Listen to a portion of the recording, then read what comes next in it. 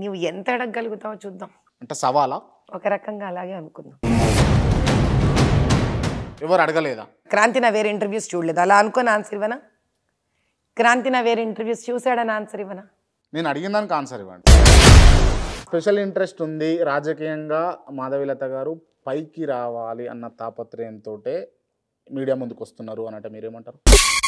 ఈ రోజు వరకు రాహుల్ గాంధీ కూడా ఏ అనుభవాలు లేవు కదా, కనీసం రాహుల్ గాంధీ బీదరికం చూడలేదు. మోదీ గారు బీదరికం చూసారు ఆయన. అక్కడ హిందువులు ఎవరికి సపోర్ట్ లేదు ఎంటైర్ ఓల్డ్ సిటీలో. ఓకే, అక్కడ వాళ్ళ కోసం నిలబడడానికి ఒక గొంతు లేదు. ఓల్డ్ సిటీలో హిందువులు అనాథలు అంటారు. ఎస్,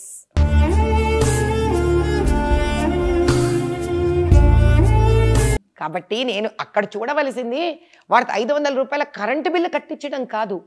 ఇది ఎంత పెద్ద స్కామ్, సైకలాజికల్ స్కామ్ ముందు వాడికి అర్థమయ్యేటట్టు చేయాలి. నేను ఆ పని చేస్తా. మీరు బాగుంటేనే కదా 10 మందికి పెట్టేది. నా తర్వాత ఇంకొకళ్ళు తయారవుతారయ్యా. ఎవడని వచ్చే దేవుడి విగ్రహాన్ని తీసి అవతల బారేసరే పట్టుకర నీ చేతులు నరుకుతాం అంటే అది ఒక దట్స్ కైండ్ ఆఫ్ జోష్.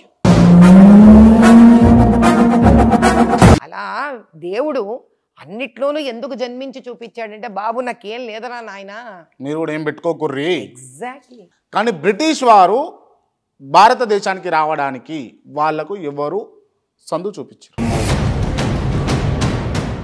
మోడీ గారు దేశ సంపదనంతా దోచుకొని అంబానీ ఆదానీలకు పంచిపెడుతున్నాడు, అంబానీ ఆదానీలకు కాంట్రాక్ట్ రూపంలో ఇస్తున్నాడు అనంటే ఏమంటారు మీరు?